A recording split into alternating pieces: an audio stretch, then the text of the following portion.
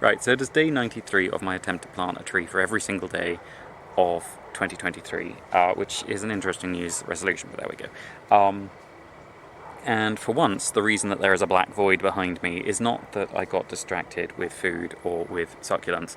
It is because I've been trying to put together a little piece on how some avocado farmers can do some low-cost interventions to reduce some of the pest damage they're getting on avocado orchards in Zambia. And visiting that orchard made me really appreciate that not everyone has the same picture of an avocado in their head, because I've heard the word alligator pear before, and I never understood why. But I guess having seen Hass avocados in Europe, where I refused to buy them but then having seen them for sale again, and they are about this size, and they're significantly scaly in this. I do think this is probably either part Hass or part Pinkerton, probably part Hass.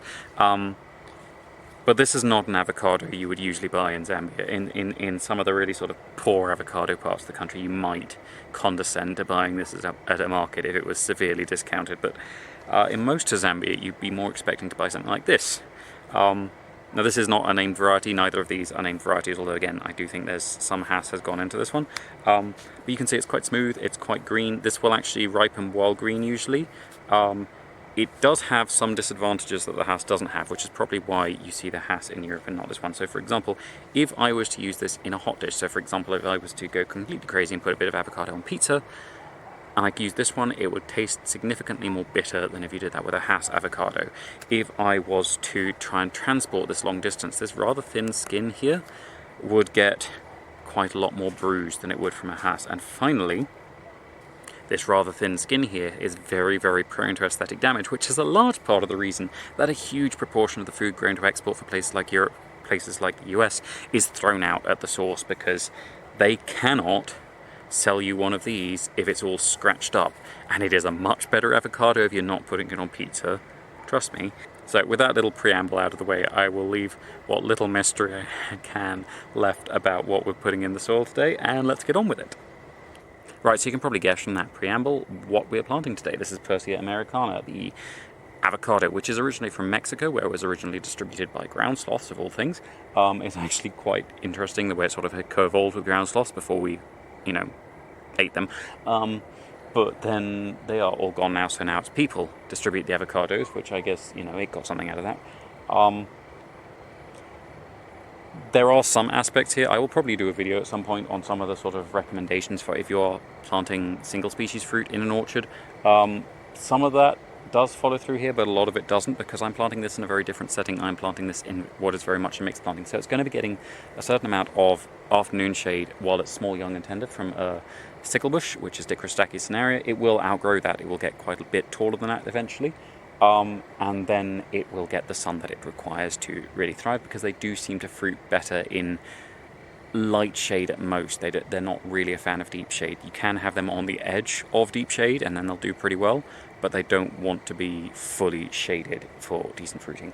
I'm also then going to be making sure it doesn't get too much midday sun over the first winter while it's small and tender, with a little Dracaena reflexant. Now that could stay in there long term, because that is going to stay much, much smaller than the avocado tree, and it will form a reasonable little sort of shade barrier around it.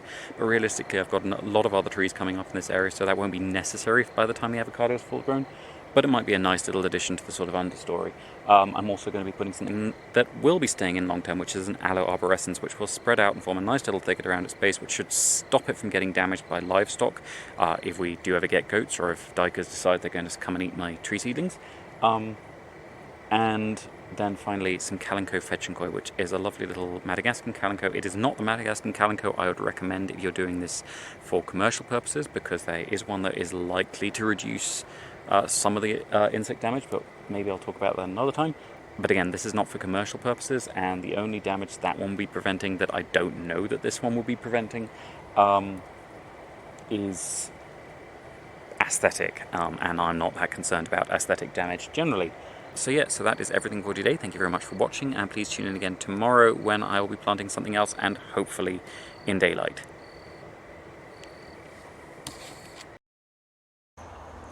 Right, so this gorgeous little creature here is one of the largest of the Bambusa, possibly even the largest. I'm not sure, I haven't measured it against but it's in the Colophospermum, which are the demoiselles. Mostly this is the glistening demoiselle. Phauron iridopenis, which is mostly an insect of sort of forest streams, gallery forest areas. I'm really pleased that they've become quite common around my thicket. They aren't uncommon in gardens because a lot of the time gardens tend to have a lot of sort of riverine qualities.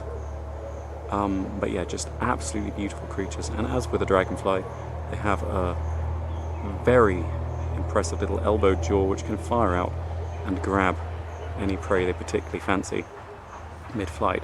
Usually with these it's smaller prey than dragonflies. Very often it'll be things like mosquitoes and other small flying insects.